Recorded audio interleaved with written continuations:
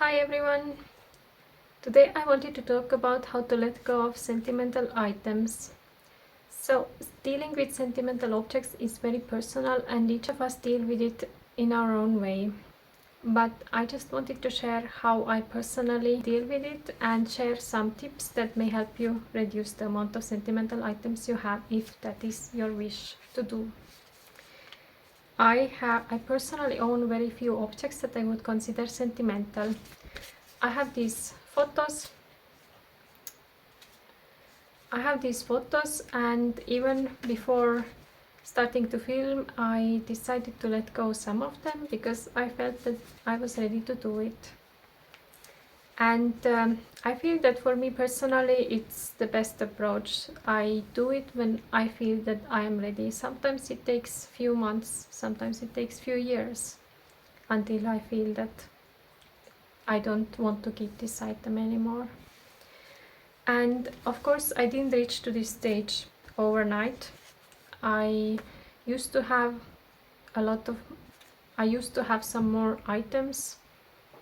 I used to keep a box of childhood memorabilia in my childhood home with lots also of letters, postcards, pictures, school diplomas and things like that. And a few years ago when I visited my childhood home, I decided to let go of all of them. I didn't have a lot to begin with, but it felt so good to let them go. I just felt that if I never took these items with me when I moved out of my home and then when I moved abroad, then why would I keep them basically in someone else's home?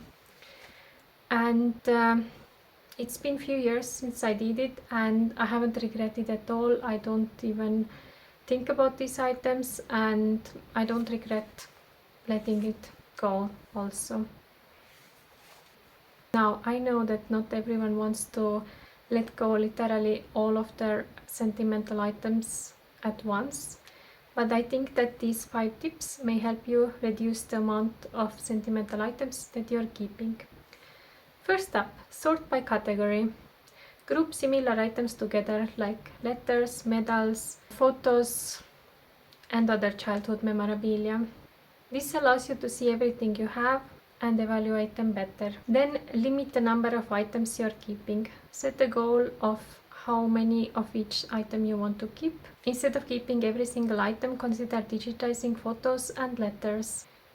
This way you can still look at the item without having any physical clutter in your home. Or you might decide to keep only the most meaningful ones. Look through your photos, maybe there are some duplicates or some are bad quality.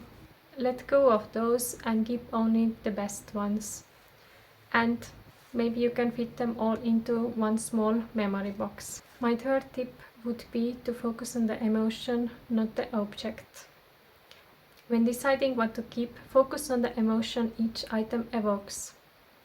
I know it sounds so cheesy, but hold the item in your hands and try to notice if you feel any joy if you're holding the item. Does it bring any specific happy memory or is it really just simply taking up space in your home? Trust your emotional response to guide your choices. And my fourth tip would be to think about your why. Why are you keeping certain items? Is it because you would feel guilt about the thought of decluttering the item?